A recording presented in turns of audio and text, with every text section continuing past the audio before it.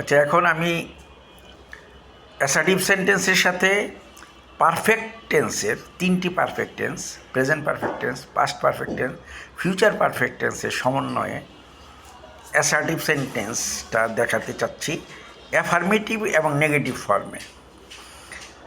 Present perfect প্রথমে যদি আসি অ্যাসার্টিভ সেন্টেন্স সম্পর্কে বহুবার বলেছি, বিবৃতি প্রকাশ করবে। প্রেজেন্ট পারফেক্টটা হয় কী করে? যদি বাংলা বাক্যে ডুইং ভার্বের সাথে আছি, আছো হয়, খাই আছো, যাই আছো, খেলি আছো, হ্যাঁ, এটা হলে আমরা এইমাত্র যেই কাজটা শেষ সম্পন্ন হয়েছে বা এটার ফল এখনও আছে, এইরকম বুঝাইতে আমরা প্রেজেন্ট পারফেক্ট টেন্স ব্যবহার করি। তুমি ফুটবল খেলি আছো, হ্যাঁ, তুমি খেলি আছো ফুটবল। ইংরাজির ফর্মে গেলে যেহেতু সাবজেক্টের পরে ভার্ব আসে, তুমি খেলি আছো ফুটবল, এইভাবে ইটা হবে, ইংলিশটা হবে।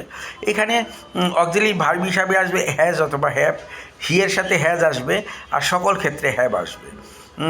হি has played football, you have played football, তুমি খেলিয়াছো ফুটবল। ইউ অক্সিলারি ভার্ব হ্যাভ, তারপর ভার্বের পাস্ট পার্টিসিপল আসবে। পারফেক্ট টেন্স মানেই তিনোটাতের ক্ষেত্রেই, পাস্ট পারফেক্ট বলেন, প্রেজেন্ট পারফেক্ট বলেন বা ফিউচার পারফেক্ট বলেন, ভার্বের পাস্ট পার্টিসিপল হবে। তিনটা ফর্ম থাকে ভার্বের প্রেজেন্ট ফর্ম, পাস্ট ফর্ম এবং পাস্ট পার্টিসিপল ফর্ম।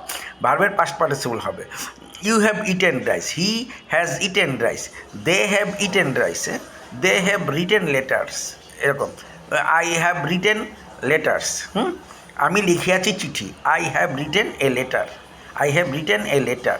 তো এইভাবে করে প্রেজেন্ট পারফেক্টে গঠন হবে অ্যাফার্মেটিভ ফর্মে। আর ইয়েতে নেগেটিভ ফর্মে কী হবে? I have not written a letter, হ্যাঁ, আই হ্যাভ নট, হ্যাভের পরে নট আসবে, তারপর ভার্বের পাস্ট পার্টিসিপল ফর্ম আসবে। He has not eaten rice. তো এইভাবে করে নেগেটিভ ফর্ম হবে। আর পাস্ট পারফেক্ট এবং ফিউচার পারফেক্টের ব্যাপারটা, পাস্ট পারফেক্টটা যদিও কিছুটা ব্যবহারিকে আছে, কিন্তু ফিউচার পারফেক্টটা ব্যবহারিকে কোনো প্রয়োগ নেই, সেই অর্থে ফিউচার পারফেক্ট সম্পর্কে আলাপ না করলেও চলে। পাস্ট পারফেক্টটা আমরা ছোটোকাল থেকে জানি, এখানে দুটি কাজ হয়। পাস্ট পারফেক্টটাও সেই রকম না। পাস্ট পারফেক্ট, শুধু পাস্ট পারফেক্ট যদি বলি তাহলে হ্যাড আসবে, হি হ্যাড ইটেন রাইস। এই সম্পর্কে বিস্তারিত আমি নেক্সট টাইমে বলবো।